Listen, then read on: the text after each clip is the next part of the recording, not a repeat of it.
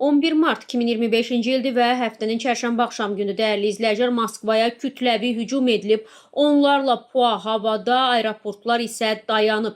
Ukrayna Hərbi Hava Qüvvələri Rusiya paytaxtına son aylarda görünməmiş miqyasda dron hücumu təşkil edib. TV Musavat Rusiya mənbələrinə istinadən xəbər verir ki, gecə saatlarından başlayan hücum hələ də davam edir. Moskva meri Sergey Sobyanin Telegram kanalında yaydığı məlumata görə hava hücumundan müdafiə sistemləri Moskvaya doğru uçan 69 pilotsuz təyyarəni vurub. PUA-ların hansı obyektlərə hücum etdiyi açıqlanmır, lakin sosial şəbəkələrdə bir neçə yerdə vurulan dronların qalıqlarının dağıntılar törətdiyinə dair məlumat yayılmağa başlayıb. Sobyanin vurğulayıb ki, hadisə yerində təcili xidmətlər işləyir. Bundan əlavə Moskvanın Domodedovo və Jukhovsk aeroportlarında isə xalça əməliyyatı elan olunub, uçuşlar isə dayandırılıb. Ukraynanın PUA hücumlarına görə həmçinin Yaroslavl, Nijni Novgorod aeroportları da bağlanıb, dəyərli izləyicilər.